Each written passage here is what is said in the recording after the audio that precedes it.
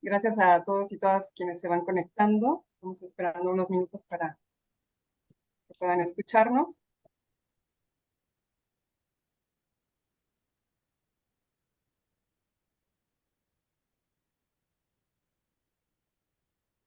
Muy bien, pues vamos a dar inicio.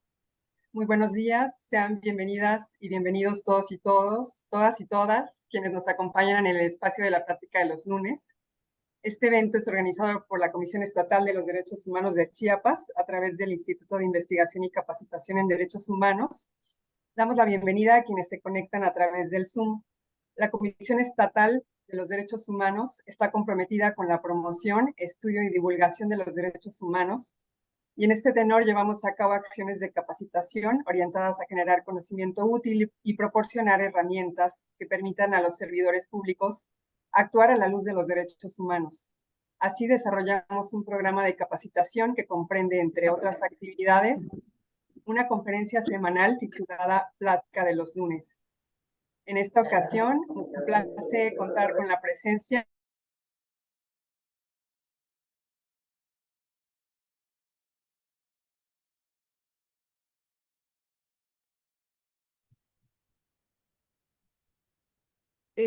Sofía, perdón, es que creo que tu micrófono se apagó. Ay, una disculpa. Sí, presentamos a la doctora María Elizabeth de los Ríos Uriarte, coordinadora de investigación en la Facultad de Bioética en la Universidad de Anáhuac, México, quien nos presentará el tema Inteligencia Artificial y Derechos Humanos. Damos un saludo y la palabra a la maestra Claudia Ruiz Coutinho, visitadora especializada general en asuntos para la mujer de la Comisión Estatal de los Derechos Humanos, quien dará la bienvenida a nombre del presidente, el licenciado Juan José Cepeda Bermúdez. Adelante, maestra Claudia. Buenos días a todas y a todos. Para mí es un gusto el darles la más cordial de las bienvenidas a nombre del licenciado Juan José Cepeda, Comisión Estatal de los Derechos Humanos. Es un gusto dar la bienvenida hoy a la doctora Elizabeth de los Ríos Uriarte, coordinadora de investigación en la Facultad de Bioética de la Universidad Anáhuac, México. Le ruego presentar nuestro saludo respetuoso al señor rector, don Cipriano Sánchez. A nombre de la Comisión Estatal, agradezco a él y a usted, doctora de los Ríos Uriarte, su colaboración con este organismo. Y de manera especial apreciamos su generosidad para compartir temas insertas en el vasto horizonte de los derechos humanos. Les comparto que es la segunda vez que tenemos el gusto de contar con la presencia de la doctora Elizabeth de los Ríos Uriarte, y en la primera ocasión tuvimos el privilegio de escuchar una inteligente y profunda disertación acerca de la dignidad humana. Si bien de manera constante escuchamos este concepto, lo cierto es de una noción difícilmente aprehensible y muchas veces evanescente. Las reflexiones de la ponente dieron claridad al principio del cual emana el Estatuto de Libertades Fundamentales. Debemos entender que la dignidad humana permite reconocer que la persona constituye un fin en sí misma, rechaza toda índole de instrumentación y, por el contrario, obliga al empoderamiento del individuo para asegurar las condiciones que le permitan trazar un proyecto de vida de manera autónoma. En esta ocasión no será diferente. Nuestra conferencista abordará un tema actual y poco explorado desde la óptica de la ciencia jurídica. Me refiero al vínculo entre la inteligencia artificial y los derechos humanos. Pese a que la inteligencia artificial no es una tecnología de reciente creación, sus orígenes datan desde hace medio siglo. Apenas comenzamos a discutir en la necesidad de regularla por la vía del derecho. Se trata de tener preceptos normativos que permitan, por un lado, diseñar, producir y aprovechar la inteligencia artificial en beneficio de las personas, y, por otra parte, evitar excesos y desviaciones que menoscaben las libertades fundamentales. La aplicación de la inteligencia artificial tiene el positivo efecto de facilitar mayor acceso al conocimiento, agiliza los avances científicos en áreas estratégicas como la medicina y permite aumentar la capacidad para procesar enormes cantidades de información. Sin embargo, con seriedad también se advierten potenciales riesgos que trae consigo el uso de programas que emergen y se difunden a gran velocidad sin una previa evaluación. Frecuentemente tenemos de frente una realidad que dejó atrás a los sistemas jurídicos. Por tanto, conviene allegarnos de opiniones expertas con el fin de asegurar, en la mayor medida posible, la protección de nuestros derechos. Con toda razón, debemos optar por una inteligencia artificial que coloque a la persona humana en el centro de atención. Que nuestro objetivo no se desvirtúe. Busquemos siempre hacer el bien común. Busquemos hacer del respeto a los derechos humanos nuestro estilo de vida. Muchas gracias y bienvenida nuevamente, doctora Ríos Uriarte. Que sea de mucho provecho para todas y todos. Gracias, maestra. Pues antes de darle la palabra a nuestra ponente del día de hoy, presentamos su semblanza académica y profesional. La doctora María Elizabeth de los Ríos Uriarte es coordinadora de investigación en la Facultad de Bioética de la Universidad de Anáhuac, México. Es doctora en filosofía por la Universidad Iberoamericana de la Ciudad de México, maestra en bioética por la Universidad de Anáhuac y licenciada en filosofía también por la Universidad Iberoamericana. También es técnico en atención médica prehospitalaria por SUMA, Asociación Civil. Es miembro del Sistema Nacional de Investigadores Nivel 1, miembro de la Academia Nacional Mexicana de Bioética y Scholar Research de la Cátedra UNESCO en Bioética y Derechos Humanos. Es autora de 3 libros, tanto de filosofía como de bioética, y más de 20 capítulos de libros, así como autora y coautora de más de 25 artículos en revistas científicas indexadas, así como en revistas y medios de divulgación. Sus líneas de investigación actualmente son bioética fundamental y bioética global. Actualmente se desempeña como coordinadora de investigación, profesora, investigadora de la Facultad de Bioética de la Universidad de Anáhuac, México, y es coordinadora editorial de la revista Medicina y Ética. Muchas gracias, maestra doctora Marieli. Adelante. Pues muchísimas gracias, muchas gracias, Sofía, gracias por la invitación. Muy buenos días a todas y a todos ustedes. Gracias por la introducción a mi persona y sobre todo por la invitación para compartir con ustedes ahora un tema que pareciera que está avanzando tan rápidamente que no solamente la reflexión ética, sino también la reflexión sobre los derechos humanos se nos está quedando atrás y que pareciera que corre por sí misma y nos devora en estas cuestiones de las libertades y de los derechos fundamentales de la persona. Agradezco también a nombre de la Universidad Anáhuac, la invitación al licenciado Cepeda y a todo el equipo que conforma esta gran Comisión Estatal de Derechos Humanos de Chiapas. Le decía a Sofía que he tenido de oportunidad de visitar Chiapas, pero con un congreso, y ustedes saben que los congresos a veces no dejan mucho tiempo para realmente disfrutar el lugar, pero bueno, con muchas esperanzas de en algún momento podernos encontrar cara a cara. Bien, pues voy a compartir con ustedes la presentación que tengo, que efectivamente, como ya mencionaron e introdujeron maravillosamente bien el tema, sobre la inteligencia artificial y los derechos humanos. O sea, esta relación sobre inteligencia artificial y derechos humanos. Y yo lo que quisiera hacer en un inicio es brindar ciertos elementos noceológicos, ciertos conceptos que pueden ayudar a ir entendiendo las bases y sobre todo la historia del desarrollo de la inteligencia artificial, sus aplicaciones actuales, y me voy a enfocar también y sobre todo en actualmente las 5 regulaciones que tenemos en torno a la inteligencia artificial, de cara a que a partir de esta reflexión, recordemos que estas regulaciones pues no tienen un carácter vinculante, pero quizás nos pueden dar ciertas pautas para detectar los riesgos de la inteligencia artificial y poder regularlos de alguna manera. No se trata trata de decir no hay que usar nada de la inteligencia artificial o de satanizarla, como ha pasado por ahí en ciertos sectores.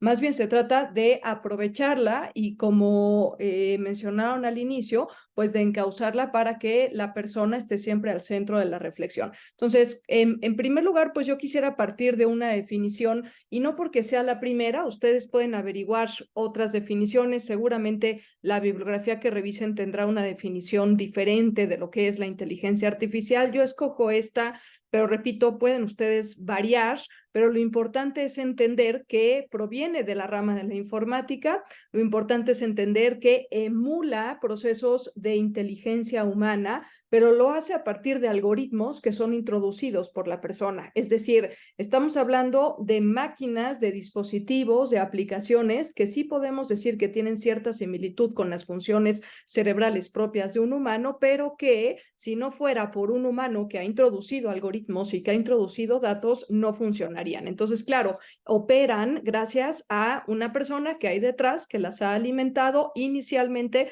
con ciertos datos, y dependiendo del tipo de inteligencia artificial de la que estamos hablando, ahora voy a dar una primera clasificación, pues seguirá operando con esos datos tratando de hacer patrones y encontrar asociaciones, o tendrá la capacidad para ir aprendiendo también de no necesariamente los datos originales, pero de ir incorporando datos del entorno para crecer y poder incrementar el número de funciones que es capaz de realizar.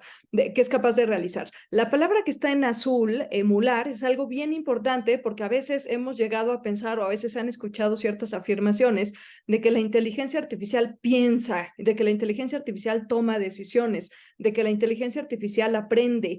Y esto no es cierto. Ninguna máquina va a poder hacer algo para lo que no está programada, pero ¿quién la programa? Una persona. Entonces, efectivamente, una persona que sí es capaz de aprender, de tomar decisiones, de pensar, de crear, es la que va a permitir que esa máquina después pueda imitar ciertas funciones que la persona originalmente realizó e introdujo en esa máquina de una supuesta inteligencia artificial. Entonces, ya vemos que desde el nombre, inteligencia artificial, pues ya tenemos un problema, porque si es artificial, entonces no es inteligencia, porque la inteligencia o es humana o no es inteligencia, es operatividad, conexión, procesamiento de datos, generación de asociaciones, generación de patrones, pero no inteligencia. O sea que ya podríamos ir haciendo una primera crítica del nombre como tal de inteligencia artificial.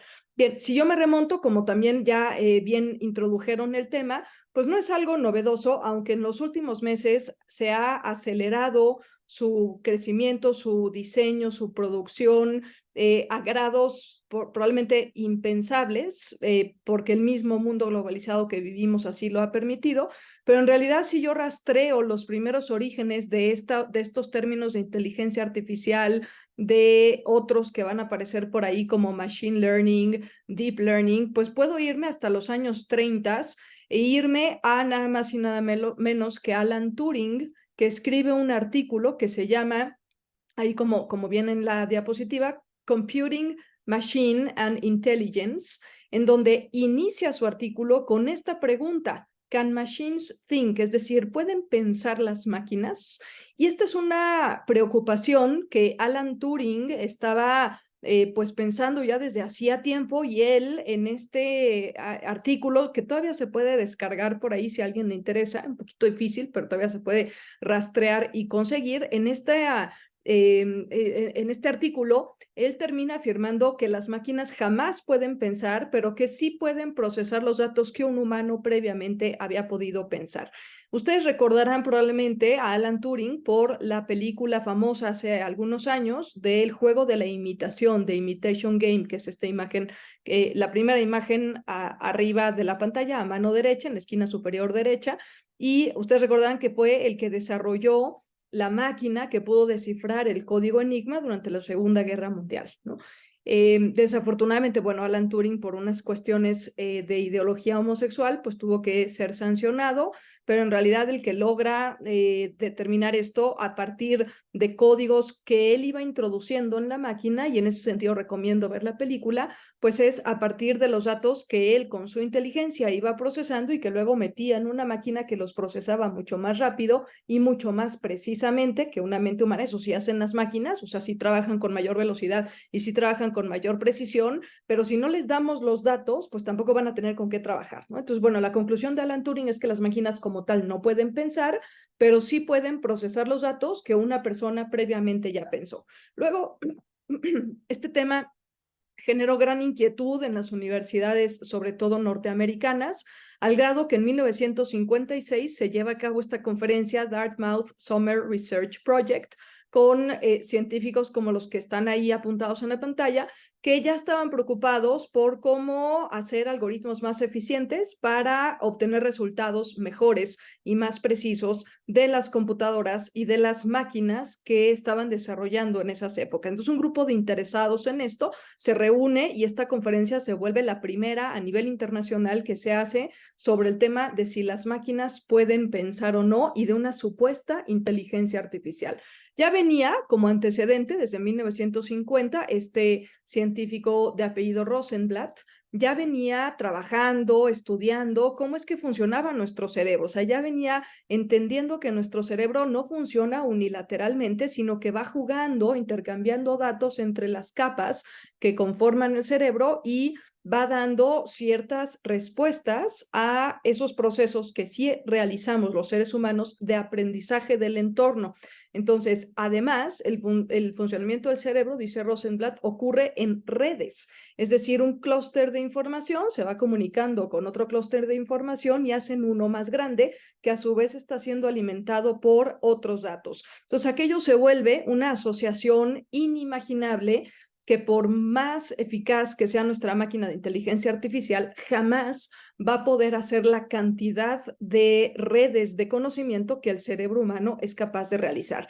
Y toma este modelo de aprendizaje del cerebro humano, lo toma como la programación inicial de las subsecuentes máquinas de inteligencia artificial que se van a desarrollar para que ellas también hagan estos clústeres de información y vayan generando redes que produzcan los datos de manera tan amplia, pero al mismo tiempo tan profunda, como lo es capaz de producir un cerebro humano.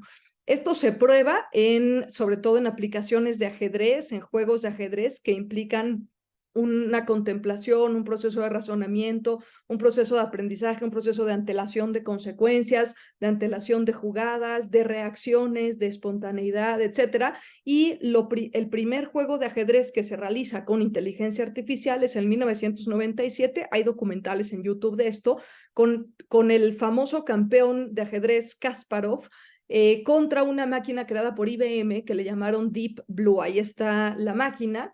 Y Kasparov, que era el campeón mundial de ajedrez, pues resulta perdedor en este primer match que se hace entre él y esta máquina. Él, bueno, la historia es larga, ustedes pueden ver los documentales, él se indigna, él llega a decir que en realidad no era la máquina, sino que había gente atrás, un equipo de gente que estaba alimentando las jugadas que el tablero de ajedrez hacía solito, emulando una especie de inteligencia artificial jugando ajedrez, ¿no?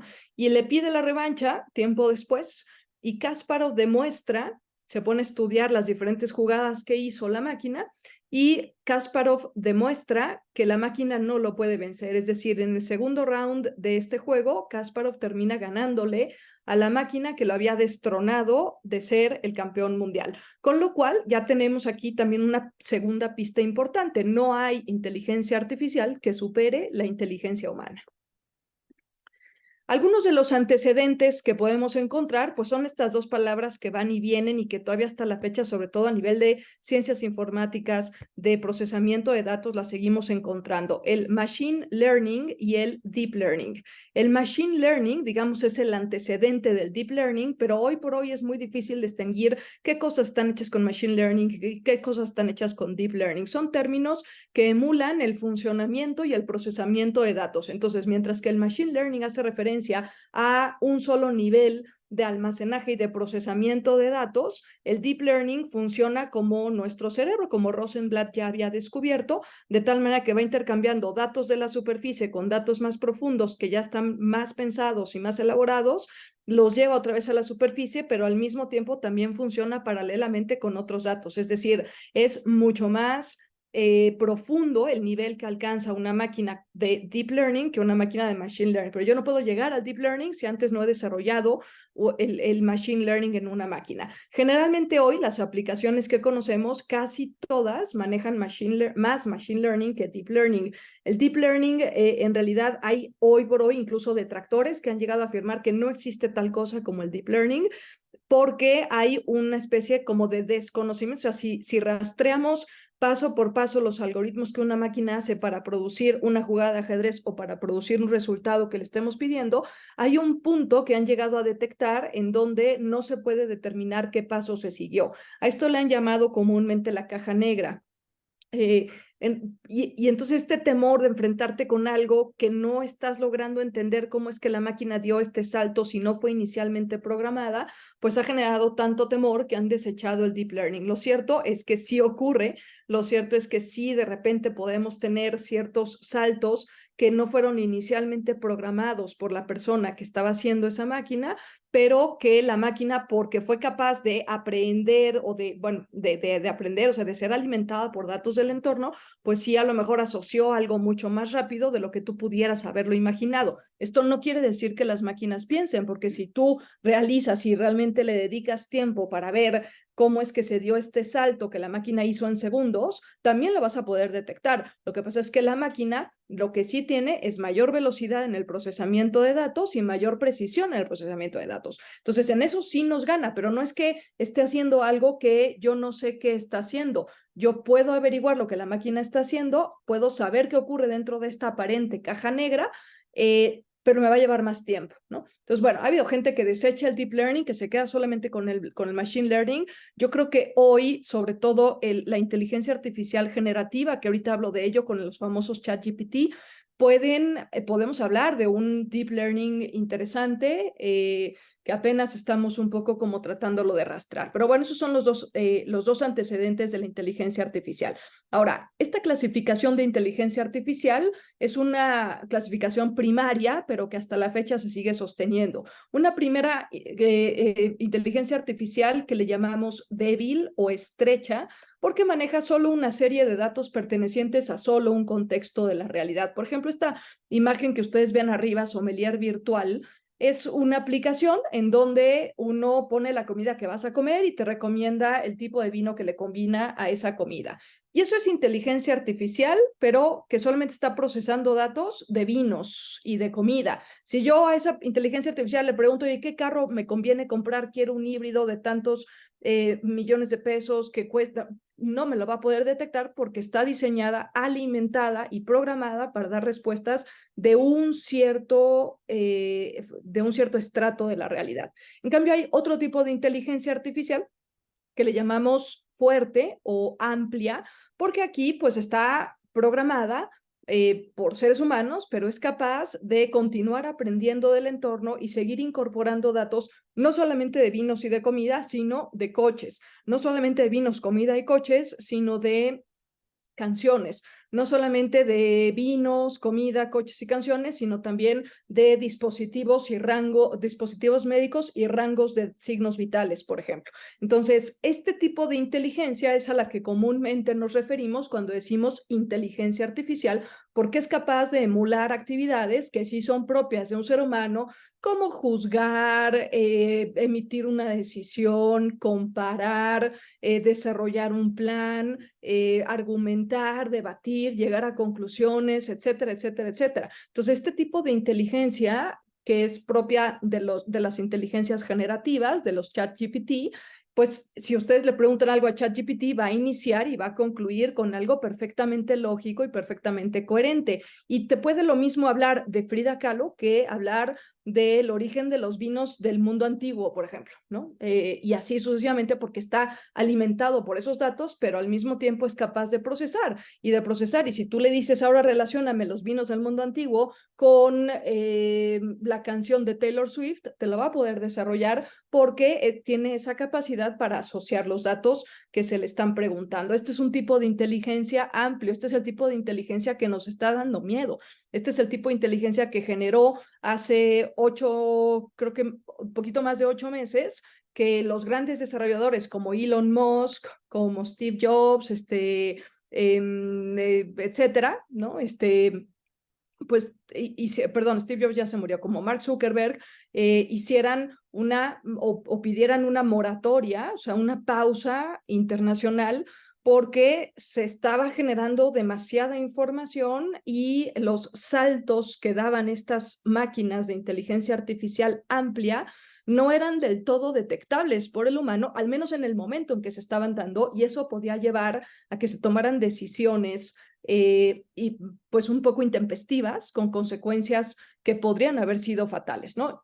Finalmente, hoy ya pasó la moratoria, se siguen desarrollando y hoy tenemos unas inteligencias artificiales que sí en verdad a veces pueden dar un poquito de miedo por las consecuencias, sobre todo a esto que nos compete y nos convoca el día de hoy, que son los derechos humanos. Bien, algunos de los ejemplos de estas aplicaciones del deep learning y de las inteligencias amplias o de la inteligencia artificial amplia o fuerte es pues, las aplicaciones de reconocimiento facial, los asistentes de voz, las aplicaciones de traducción, las inteligencias generativas, ChatGPT 3 antes, ahora 4, los vehículos sin conductor, los chatbots. Ustedes conocen que ya esto es una realidad, ya no estamos hablando aquí de ciencia ficción, a lo mejor hace 100 años hubiéramos pensado que no íbamos a llegar a tener, por ejemplo, en la industria agropecuaria, granjas inteligentes que ya estuvieran controladas por una aplicación de tu celular, estando la granja en Holanda, por ejemplo, que se pudieran hacer recolecciones periódicas de granos y de hortalizas, fertilizaciones, cuidados, pastoreos inteligentes, etcétera, desde una aplicación del celular. Hoy es una realidad. En la industria alimentaria, las aplicaciones de Uber Eats, pero también los códigos QR de los restaurantes, ya hoy casi a partir además de la pandemia, pues ya no hubo, o ya casi es muy difícil encontrar un menú en físico en un restaurante, ya todo uno lo tiene que andar escaneando. Las aplicaciones móviles de comida rápida, que además ya vienen con tus preferencias cargadas, es decir, si un día pediste una pizza, al día siguiente que te vuelvas a meter o a los 15 días que te vuelvas a meter a pedir una comida rápida, tu primera opción en la lista va a ser la pizza que pediste porque ya entendió la aplicación que esa es una de tus preferencias. Entonces, bueno, tenemos este tipo de plataformas que se van alimentando. Entonces, por ejemplo, un tipo de inteligencia estrecha, solamente sabe de comida rápida, no va a saber, repito, no va a saber de medicinas, por ejemplo, ¿no? Entonces, pero ya te va detectando tus restaurantes favoritos, tus comidas favoritas, tus tiempos de entrega favoritos, tus direcciones favoritas, etcétera, ¿no? Por poner algunos ejemplos. La industria farmacéutica, pues también ya están generándose, en México todavía no, pero ya hay algunos países donde se están generando máquinas dispensadoras de medicamentos y esto ha sido algo verdaderamente benéfico para combatir el abuso de drogas, pero también sobre todo porque típico que te dejan 8 días de antibiótico y la caja trae 12 pastillas. ¿Y qué haces con las otras 4 que te sobran? Que además son carísimas, el precio unitario de las medicinas es carísimo y las tienes que o guardar, pero si las guardas para un nuevo cuadro gripal o para una nueva infección, pues nada más trae 4, lo cual implica que de la otra, en vez de dejar 4, vas a dejar 8 porque la dosis son 8. Y así, entonces empieza a generar, normalmente no las ocupamos y las terminamos tirando a la basura. Eso ha generado que tiremos mucho dinero a la basura. Entonces, estas máquinas dispensadoras ya nada más te piden cuántos días, el nombre del médico, la cédula profesional y te sacan la cantidad que necesitas para tantos días y ni una pastilla más y te dan el precio unitario de pastillas. Esto ha sido de veras una revolución en la industria farmacéutica que además ha ayudado mucho a los pacientes con escasos recursos. En la industria automotriz, pues los coches que se manejan solos, la industria del entretenimiento, las plataformas que ya tenemos muchas redes sociales, pero pues las conocidas, Facebook, el metaverso app, las distintas apps de juegos, X, que ahora es Instagram, y en fin, las 20 y tantas redes sociales que existen, En la industria para la guerra, que no terminamos de salir de una guerra y ya estamos metidos en otra, pero pues resulta muy peligroso porque tenemos desde los drones que no tienen una inteligencia discriminatoria y que avientan las armas nucleares, perdón, las armas nucleares no, bueno, estamos a punto de que las avienten, pero bueno, esperemos que no. Las armas a targets que no son solamente bases militares, sino que también son hospitales, refugios, casas, residencias, etcétera. Y tenemos los soldados robots, que esos, por más que les disparen, no se van a morir, pero ellos al momento de disparar pueden matar no a una, sino a muchas personas,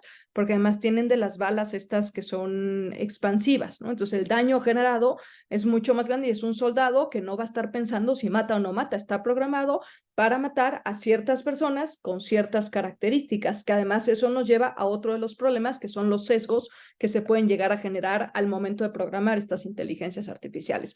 En medicina es probablemente una de las áreas en donde más se ha desarrollado la cuestión de la inteligencia artificial. Yo pongo algunos ejemplos que probablemente para el segundo en que yo termine de decirlos ya se desarrollaron más, pero bueno, algunos de los que existen son las apps y los dispositivos de envejecimiento saludable, que previenen o al menos detectan y alarman sobre posibles caídas para personas para personas adultos mayores, que monitorean signos vitales, que además están comunicadas con la familia, etcétera, ¿no? Los sensores de glucosa que envían mensaje a los familiares con rangos arriba o abajo de los rangos normales. Algunas aplicaciones que son capaces de detectar niveles bajos de serotonina y prevenir suicidios, por ejemplo. Los famosos robots cirujanos, el más conocido es el Da Vinci, pero ya se han estado elaborando algunos otros que operan y operan con una precisión que una mano humana no es capaz de lograr. Pero claro, detrás del robot está alguien que está manipulando al robot, o sea, no lo dejan solo. En algún momento les hacía yo una pregunta a mis estudiantes de medicina y les decía, si ustedes les ofrecieran operarse de corazón, con bypass y una cirugía complicada que pueda haber riesgos, etcétera, y les ofrecieran operarse con un robot que tiene la mayor precisión del mundo, pero estando solo el robot y tú en la sala de operaciones, ¿te operarías? Y la mayoría me contestó que no, y eso que son médicos y son jóvenes y estarían a favor de este uso de la tecnología, y la razón de por qué me dijeron que no es porque las máquinas pueden fallar, y yo les decía, pero también los humanos pueden fallar, y me decían, sí, pero el humano tiene la capacidad de reaccionar frente a algo inesperado dentro de una operación, la máquina no, porque la máquina está programada para hacer A, B y C, y si le aparece F, pues ya no va a saber qué hacer porque F no está dentro de su programación. Entonces imagínense de veras qué bueno que haya estos robots, pero no podemos todavía confiar 100% en este tipo de tecnologías cuando se trata de la salud de las personas.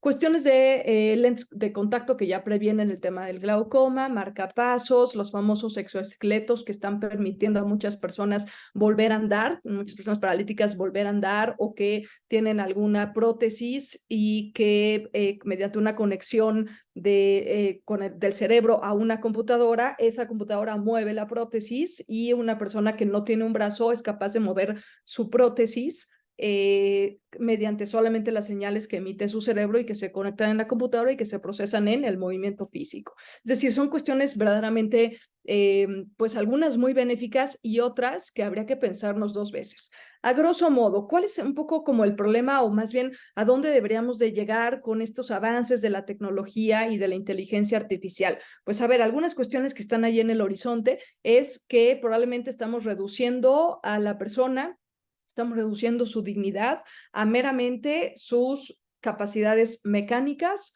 funcionales y su operatividad y su funcionalidad cerebral. Cuando la persona tiene afectos, tiene emociones, tiene ideas que no son fácilmente trasladables a una máquina que pueda reproducirlas en el mundo real, ¿no? Y esto lo vemos en los asilos, en donde ya se han puesto robots para que vayan, interactúen con los viejitos, y claro, los viejitos los abrazan y platican con ellos y demás, pero si le preguntan al viejito a quién querría tener enfrente de sí, a un robot o a su hijo, el viejito contesta que por supuesto que a su hijo. El robot ayuda, pero no suple el contacto humano, ¿no? Problemas de justicia social que tienen que ver con estas tecnologías pues en realidad son tecnologías todavía muy caras y por ende absolutamente inaccesibles para la mayoría de las personas. Cuestiones tan importantes y de sumo riesgo, que es los datos que le estamos metiendo a esa máquina para que funcione, son datos nuestros, y nosotros al momento que conocemos la realidad o que estamos investigando la realidad o que estamos observando la realidad, siempre la vamos a observar con sesgos de conocimiento. Yo ya llego a la realidad con una determinada lectura previa que hice de ella. Entonces, si solamente se meten datos de mujeres, pues la inteligencia artificial va a tener sesgos hacia los hombres. Si solamente se meten datos de hombres de raza caucásica, que viven en Europa, que viven 70 años, 80 años, pues para una persona del Amazonas eso no va a funcionar y le va a generar un sesgo que puede generar actos de discriminación. Problemas de responsabilidad ética, ¿no? Con este principio tan importante de, en principio, no dañar. El problema es que si de repente la máquina hace algo que yo no fui capaz de detectar en su momento y con la rapidez con la que la máquina lo hizo, sí puedo generar daño, como estos soldados robots o como estos drones que no discriminan los objetivos y son lanzados para dañar a la población en general, esté donde esté y sea la población que sea. También, pues obviamente, si se llegaran a detectar patrones de comportamiento a partir de los datos de nuestro cerebro mediante máquinas de inteligencia artificial, pues estaríamos ante un posible determinismo, estaríamos ante una posible un acto que juzgue a la persona más por su parecido al patrón original que por sus decisiones libres y racionales. Esto es algo muy riesgoso y ahorita les pongo un ejemplo. Y tenemos ahí cuestiones de, a ver, sí ayudan, por supuesto, hay que fomentarlas, por supuesto, pueden mejorar capacidades humanas, por supuesto. Repito, la inteligencia artificial procesa datos mucho más rápidos y mucho más eficientemente que la mente humana, pero no le gana, ¿no? Pero claro, si hablamos de mejorar por mejorar, pues esto, ¿dónde quedaría la diferencia entre mejorar porque hay un problema de salud y mejorar porque se ha vuelto la norma, la moda, el estándar, el status quo, a recurrir a inteligencia artificial para hacer algo que tú bien podrías hacer, te tomaría un poco más de tiempo, pero que bien podrías hacer, ¿no? Entonces, se desdibuja la línea entre curar y mejorar. Miren, el reporte anual de inteligencia artificial, AI Annual Report de este año, de 2023, que acaba de salir ahora a finales de septiembre, reporta comportamientos fallidos de ética de las diversas aplicaciones de inteligencia artificial. Reporta como 7, yo escogí 3, solo para que vean que son casos que ya se están haciendo en donde la inteligencia artificial, lejos de ayudar a los procesos humanos, está imponiéndoles faltas graves a los derechos humanos que los está poniendo en la mira de si seguir o no seguir con las inteligencias artificiales. El primero de ellos tiene que ver con la instalación de aparatos en las cárceles de Estados Unidos de detección, de intercepción y de detección de las llamadas que hacen los internos hacia afuera, sean familiares, sean amigos, sean lo que sea. Pero el problema es que con la población africana o africoamericana, que tiene unos ciertos modismos en el lenguaje, que tiene unos acentos particulares, estas aplicaciones no son tan exactas y entonces da cabida para la interpretación. Lo que quiso decir es que se puso en complicidad para asaltar el banco fulanito, cuando en realidad lo que le dijo es que vaya al banco a cobrar un cheque. O sea, no sé, estoy mintiendo, ¿no? Pero no, claro que no lo dice y no viene la especificidad de los detalles. Pero hay un sesgo porque no se escucha con claridad y porque las máquinas no están siendo diseñadas con los modismos del lenguaje de la población negra de Estados Unidos. El segundo caso, han puesto aplicaciones en las escuelas, sobre todo en escuelas de China, ¿no? En donde en los salones de clase las máquinas detectan las expresiones faciales de los estudiantes. Y esto le detecta al profesor si los estudiantes están aburriendo, si los estudiantes están pensando en otras cosas, si los estudiantes están enojados, si los estudiantes quieren participar y no se les está dando la palabra, si están contentos, es decir, detecta. Pero claro que los estudiantes y los papás ya se dieron cuenta y ahora están reclamando que están obteniendo sus datos sin su consentimiento. Claro, una buena intención como decir, oye, pues a ver, yo necesito saber si los estudiantes están entendiendo y si están poniendo atención o ya se aburrieron, puede derivar en una falta de ética grandísima porque nunca se les preguntó y además porque están obteniendo datos biométricos porque tienen que ver con el reconocimiento facial, ¿no? La policía en Londres, ¿no?, ha detectado ciertos patrones de gente que pertenece a pandillas que hacen grafitis en las calles. Ese es otro de las fallos éticos que se reportan en este índice anual. Y esto ha provocado a su vez que al momento de detectar ciertos patrones de personas pandilleras que van y hacen grafitis, al momento que una inteligencia artificial en un supermercado detecta ese patrón de persona que normalmente miden entre 1,50 y 1,68, que normalmente son latinos, que normalmente salen a las 8 de la noche, y tú no perteneces a una pandilla, pero cumples con esos patrones, la policía llega por ti y te captura. ¿Por qué? Porque la inteligencia artificial dijo que eras o que cumplías con los patrones de un pandillero que hace grafitis en las calles, ¿no? Ese es el tipo de problemas que tienen que ver con sesgos y que pueden derivar en detenciones arbitrarias, por ejemplo, ¿no? Bien, yo hago aquí un cuadrito de algunos de los riesgos que están presentes en este índice y otros que se me han ocurrido conforme he ido leyendo más de aplicaciones de inteligencia artificial, y hago, por un lado, los riesgos en que se pueden incurrir con los dispositivos o las aplicaciones de inteligencia artificial y a qué derechos humanos estarían faltando. Por ejemplo, inequidad de acceso a servicios y pérdida de empleos, pues los derechos humanos que estarían ahí medio tambaleándose: igualdad de equidad, derecho a la protección de la salud, a la vida digna, al salario justo, a la vivienda, a la alimentación, a la seguridad laboral, al acceso a internet, etcétera. Segundo, robo de identidades, acusaciones falsas, comisión de fraudes. Estaría faltando al derecho de privacidad y confidencialidad porque estaría tomando datos personales para asociarlos, a la debida presunción de inocencia, a la personalidad jurídica. Tercero, el riesgo de una carrera armamentista, ¿no? Estaría faltando al derecho a la paz, al derecho a la no esclavitud, al derecho a la no tortura. Dominio y determinación de la persona humana, pues el derecho a la libertad, ¿no? Libertad de pensamiento, de creencias, de circulación, de expresión. El riesgo por cambios climáticos, estaría faltando al derecho a un medio ambiente saludable. El riesgo de sesgos cognitivos, estaría faltando a los derechos de seguridad jurídica, el derecho a ser oído públicamente, etcétera, al debido proceso. El riesgo de discriminación, marginación y violencia, estaría faltando al derecho humano a la inclusión y no discriminación, a una vida libre de violencia, al trato igual, al derecho a la no detención arbitraria.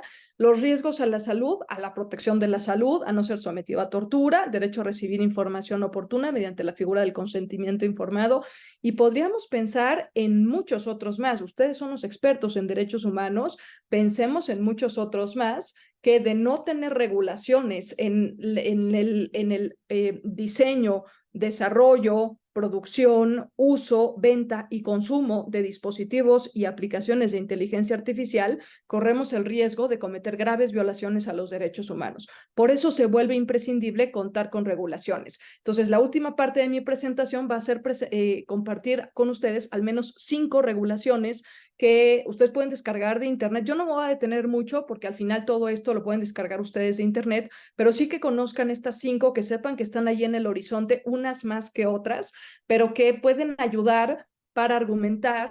Si conocemos a alguien que está haciendo un mal uso de la inteligencia artificial o conocemos que una inteligencia artificial puede tener ciertos sesgos, podemos argumentar que existen estas regulaciones para que desde el momento del diseño y al momento del consumo, pasando por la producción y la venta, haya una responsabilidad ética que permita, pues por lo menos disminuir los riesgos de los atentados contra los derechos humanos. Entonces, la primera de las regulaciones se hizo en el 2017, son los principios de Asilomar, así se llaman. Por favor, no lo vayan a confundir con la otra declaración de Asilomar que tiene que ver con temas de sustentabilidad y de medio ambiente. Esta es otra definición otra regulación relativamente reciente, en el año 2017, que establece que se debe tener una meta de la investigación, que debe de haber recursos lícitos para la financiación, que se tiene que establecer un enlace entre la ciencia y la política, generar con el desarrollo una cultura de la investigación, evitar las carreras, evitar las competencias, porque cuando hay presión de un lado y presión del otro, pues se pueden cometer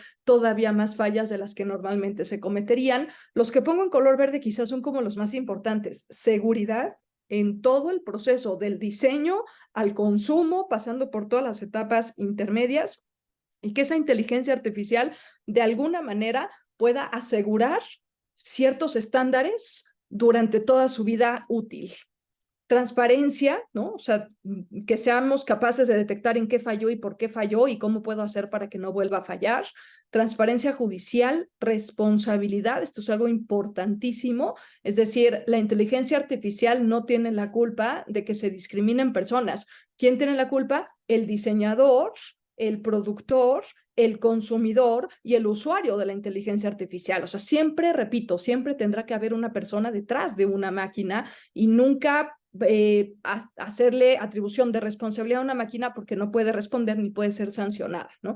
Alineación con valores, fomentar los valores humanos, ahí está el tema de la privacidad, ahí está el tema de la libertad, está el tema de que tengan una visión de beneficio compartido, prosperidad compartida, que haya control, que no se fomente la carrera armamentista, me voy a ir un poquito más rápido, que los riesgos puedan ser contemplados en la medida de lo posible, disminuidos y en la medida de lo posible contar con planes de acción que puedan cubrirlos en caso de presentarse y que estos desarrollos que se están haciendo tengan por finalidad la búsqueda y promoción del bien común, no la búsqueda y la promoción del bien individual. Luego tengo una segunda regulación, que es la Declaración de Montreal, un año después, en el 2018, con principios como el bienestar, ¿no? En beneficio siempre de la persona y nunca en detrimento, el tema de la privacidad y de la autonomía, de la autonomía primero, de la privacidad y la intimidad, principio de solidaridad, fíjense qué importante, o sea, que fomente lazos de solidaridad, que además se va a repetir después en la última, que es la declaración de la UNESCO, principio de participación democrática, equidad, inclusión y diversidad, ¿no?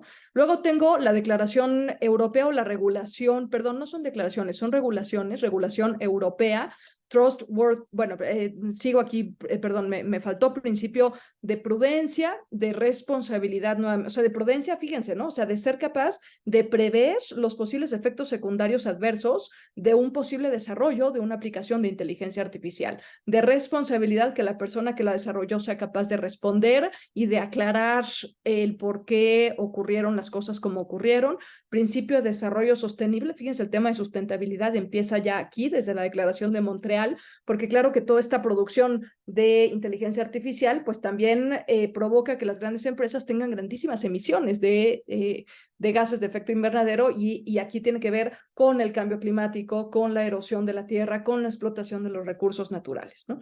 La tercera, que es la de la Unión Europea, que es la que le comentaba, que tiene siete principios, que sirva para empoderar a las personas, que tenga solidez tecnológica y seguridad, que haya transparencia, otra vez desde el momento del diseño hasta el momento del uso y del consumo, que se evite la discriminación, que se amplíe la visión de diversidad y que se fomente la justicia. Hay una preocupación otra vez por el bienestar ambiental y que haya confiabilidad en los procesos, o sea, que todo el mundo pueda conocer cómo es que esa máquina está operando y no digamos cosas como, es que no sé qué fue lo que pasó, o es que no sé por qué terminó haciendo Z si yo la programé para que hiciera J, ¿no? O sea, que haya total transparencia en qué algoritmos se le metieron, y qué alcances se le dieron a esa máquina, ¿no? La cuarta y quinta son de las más actuales y son de las que más están usando. La cuarta tiene que ver con una declaración de Roma, así se llama, un llamamiento de Roma, que se hizo en el Vaticano y que fue firmado por el Papa Francisco, por los representantes de IBM, de Microsoft, de la FAO y el ministro italiano de Innovación, mediante esta fundación Renaissance, Renacimiento, y un poco lo que pretenden, bueno, se firmó en 2021 y se actualizó este enero del 2023 porque se incluyeron representantes del judaísmo y representantes del Islam. Fíjense qué cosa tan interesante, ¿no? O sea, tenemos una regulación que no solamente es a nivel político, gubernamental, ¿no? Sino que además también incluye principios para la aplicación de la inteligencia artificial en contextos religiosos y tiene 3 áreas de injerencia: educación, ética y derechos humanos. Hay un apartado explícito de derechos humanos. Aquí está, si la quieren descargar, aquí está el código QR, igual yo también se las puedo compartir si quieren después, y los principios que se contemplan en ella son transparencia, nuevamente, que todo el mundo sepa qué algoritmos se le metieron, para qué se le metieron y cuáles son los alcances que se le metieron, inclusión, responsabilidad, imparcialidad, confiabilidad y seguridad y privacidad. Es decir, bueno, yo se las resumí, pero obviamente está más larga y ahí la pueden ustedes descargar. Y la quinta y última que quiero compartirles es igualmente desde el año 2021. Tenemos la recomendación de la UNESCO, que había quedado ahí como en el tintero y que ahora se está retomando nuevamente por parte de la UNESCO. De hecho, México ya conformó un grupo especial para retomar, a partir de esta recomendación, para retomar un grupo de trabajo a nivel de las dos cámaras de diputados y de senadores, para hacer una acción nacional por la inteligencia artificial. No tenemos en México una regulación nacional, pero se revivió el debate apenas ahora hace un par de meses para retomar esta recomendación de la UNESCO, que repito, ya está desde 2021, y retomarla en nuestro país para hacer esto, una regulación nacional y sobre todo también derivado de aquí, sobre todo para el uso ético de biotecnología, ¿no? Porque también ya se están desarrollando cosas interesantes en nuestro país. Entonces, esta declaración, que también está disponible para su descarga en PDF en el sitio web de la UNESCO, si la googlean ahí le van a encontrar, promueve fundamentalmente 4 valores: respeto por la dignidad humana, promoción y defensa del medio ambiente, promoción y defensa de la diversidad y de la inclusión, y fíjense qué interesante, la promoción y generación de sociedades justas y pacíficas. O sea, la inteligencia artificial tiene que colaborar para la construcción de paz, ¿no? Y yo releía esta recomendación y pensaba en los acontecimientos actuales, ¿no? Decía, ¿cuánta inteligencia artificial no habrá que justamente no está siendo orientada para la construcción de sociedades ni más justas ni más pacíficas? Y los 10 principios que contempla esta declaración: proporcionalidad en los medios, siempre midiendo los riesgos. Si los riesgos van a ser más grandes que los beneficios de usarla, mejor abstenerse. No maleficencia, que no sea usada para dañar o para generar un mal. Si se fijan, el tema de seguridad está presente desde la primera de las regulaciones que les compartí de Asilomar. Justicia y no discriminación, tratar de que no haya sesgos. O sea, si vas a meter datos de una determinada población, pues tratar de meter de varias poblaciones, de varios rasgos físicos de poblaciones, para que no se cometan sesgos al momento de dar una determinación o optar por una decisión u otra. Sustentabilidad, privacidad y protección de datos personales, responsabilidad personal, nuevamente personal, no dice responsabilidad artificial, dice responsabilidad de la persona que diseña, produce, vende, usa y consume inteligencia artificial. Transparencia en todo el proceso, confianza, conocimiento que genere, o sea, conocimiento de cómo opera, pero además que se genere una cultura del uso de la inteligencia artificial y que haya unos esfuerzos multilaterales para lograr una gobernanza mundial y colaboración entre países. Entonces, a modo de conclusión, ya andamos un poquito cortos en tiempo, pero no quiero dejar de dar estas reflexiones, ¿no? Entonces, a modo de conclusión, a ver, cada vez es más frecuente el uso y el desarrollo de aplicaciones o dispositivos de inteligencia artificial, pero puede esto también conllevar ciertos riesgos que es importante tenerlos presentes, tanto para la dignidad humana como para los derechos humanos. Por ello se han generado diversas regulaciones que dan principios, que dan pautas para todas las fases del desarrollo y la producción de aparatos o de dispositivos de inteligencia artificial que traten de o que están enfocadas al respeto, a la promoción y a la protección de los derechos humanos fundamentales. Su objetivo de todas estas regulaciones no es, por supuesto, frenar el desarrollo de la inteligencia artificial, sino encauzarlo para el buen uso y el aprovechamiento tanto de las personas como de las comunidades o de las sociedades. Por eso contemplan principios como la igualdad, la libertad, la seguridad, la privacidad, la accesibilidad a los bienes y servicios, que lo que tratan de hacer es fortalecer y desarrollar valores humanos que empoderen a los sujetos, que empoderen a las personas y sobre todo a quienes, pues a los que menos ventajas tienen, a los que se encuentran en una situación de mayor vulnerabilidad o que ya han sido vulnerados. O sea, el punto al final del día es, como dijeron al inicio y cierro con esto, es poner a la persona al centro de la reflexión, al centro de los avances sobre inteligencia artificial y que siempre, y no perdamos esto de vista, que la inteligencia artificial, que la ciencia y que la tecnología sean un medio para satisfacer las necesidades de la humanidad y nunca que el ser humano sea el medio para satisfacer las necesidades de la inteligencia artificial. Es decir, que esta inteligencia artificial sea siempre un medio y nunca un fin. El único fin es la persona, su dignidad y sus derechos.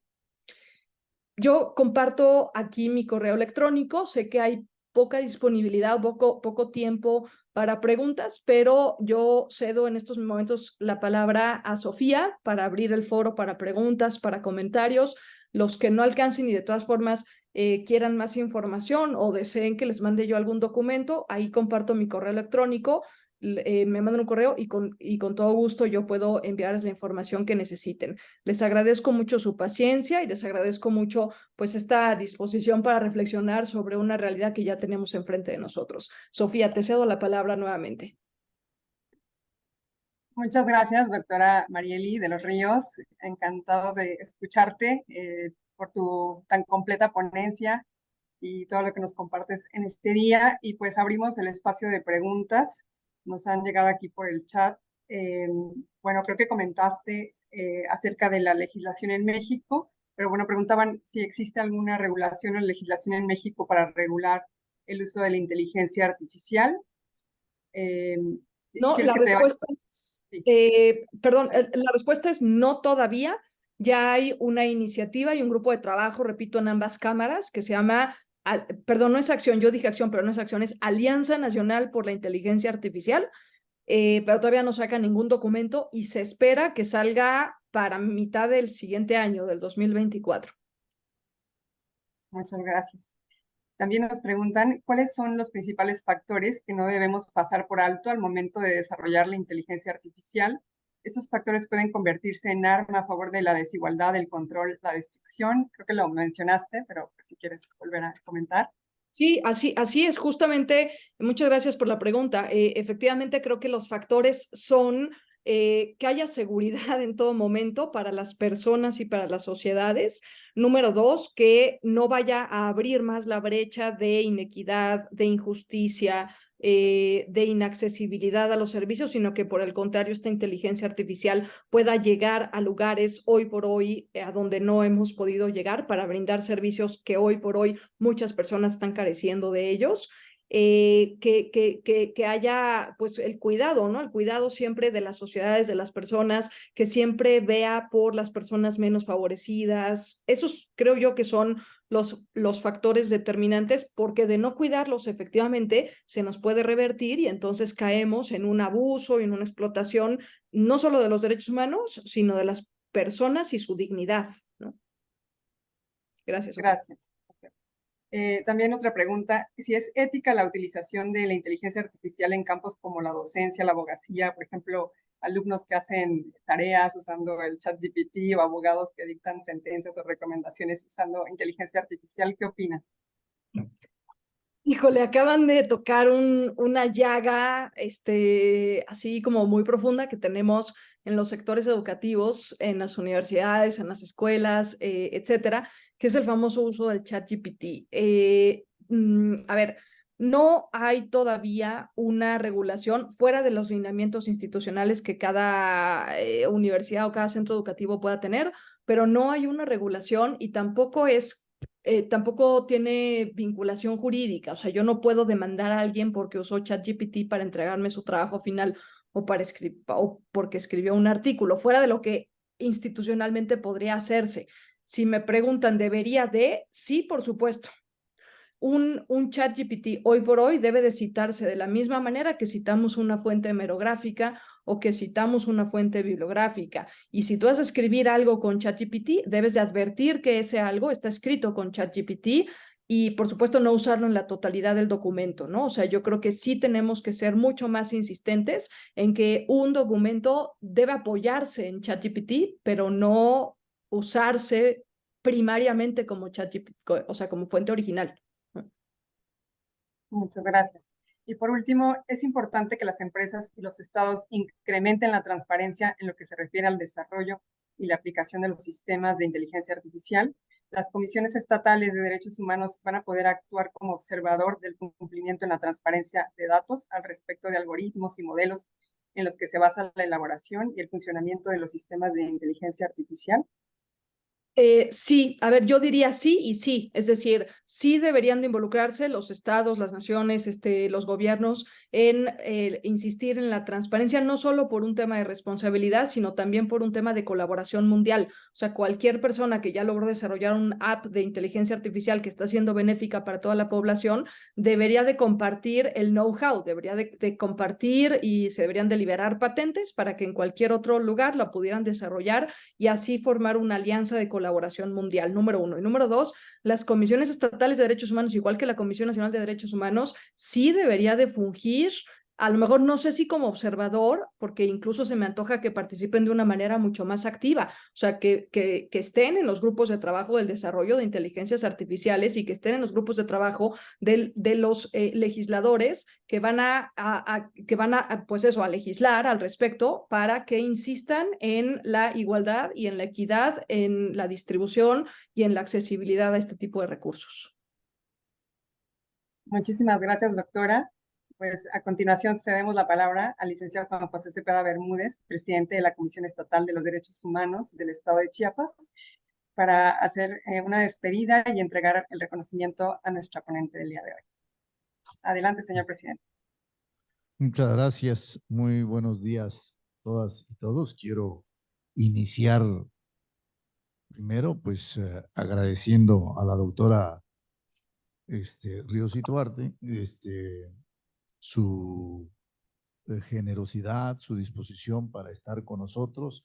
Yo creo que todos recuerdan que el año pasado tuvimos el privilegio de tenerla aquí en las pláticas de la comisión, en estos esfuerzos que la Comisión Estatal hace para difundir y promover los temas de derechos humanos.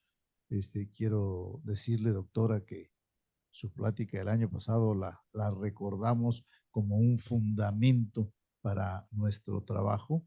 El tema de la dignidad humana, aunque constantemente está entre nosotros, es un tema que pues no es lo más fácil de entender y que además con cierta facilidad también, valga la redundancia, se hace como etéreo, como más se nos esfuma a veces de la claridad, y yo le agradezco muchísimo esa plática y más la de hoy. Yo creo que ya le pediremos que nos tenga usted en su agenda para otras pláticas, porque siempre el tema de los derechos humanos pues es muy vasto, tiene que ver con todo, con todo el comportamiento de las personas, pero en especial el tema de hoy, pues es muy valioso, por lo que a la vez que es una herramienta importantísima, pues es un riesgo constante para la sociedad. Y bueno, sabemos todos que las sociedades armónicas y seguras, pues son el terreno fértil para el desarrollo integral de la persona, que es lo que finalmente buscamos, que el individuo, el hombre, la mujer, en lo personal puedan tener un desarrollo completo, cabal, como persona. Y bueno, yo le agradezco muchísimo estos esfuerzos. Le reitero nuestro saludo al rector, a Cipriano Sánchez. Dígale que le agradezco mucho que me mandó a saludar con el rector de aquí de la UNICACH en el reciente encuentro que tuvieron en España, los rectores del país, bueno, rectores de todo el mundo, y ahí me mandó a saludar. Le agradezco mucho. Hágale llegar nuestro saludo y dígale que estamos muy agradecidos de las aportaciones que usted hace para el trabajo de la Comisión Estatal de Derechos Humanos. Como sabe, ya la vez pasada lo hicimos, nos gusta dejar constancia de nuestro reconocimiento y les pido que lo hagamos ahorita, lo presentemos en la pantalla, pero se lo haremos llegar físicamente y si es posible, pues se lo llevaremos personalmente ¿sí? La Comisión Estatal de los Derechos Humanos de Chiapas otorga el presente reconocimiento a la doctora María Elizabeth de los Ríos Uriarte por impartir la plática Inteligencia Artificial y Derechos Humanos. Pues nuevamente muchísimas gracias, doctora. Gracias a todas y todos quienes estuvieron presentes de manera remota y a mis compañeras y compañeros que nos acompañan aquí en la sala blanca de la Comisión Estatal de los Derechos Humanos. Muy buenos días y muy buena semana a todos. Muchísimas gracias, licenciado Cepeda. Agradezco mucho la invitación nuevamente. Claro que sí, yo le haré llegar los saludos a nuestro rector, el padre Cipriano Sánchez, con muchísimo gusto. Gracias, Sofía, por la invitación y gracias a todos ustedes. Yo quedo a sus órdenes y ojalá que pronto, ya sea acá o allá, nos encontremos personalmente. Que pasen un muy buen resto del día. Gracias. Muchas gracias, doctora. Pues así damos por finalizado el evento organizado por la Comisión Estatal de los Derechos Humanos a través del Instituto de Investigación y Capacitación en Derechos Humanos. Damos gracias a las personas que participaron y al equipo técnico por hacer posible este evento, para hacer de los derechos humanos un estilo de vida. Que tengan un excelente inicio de semana. Hasta luego.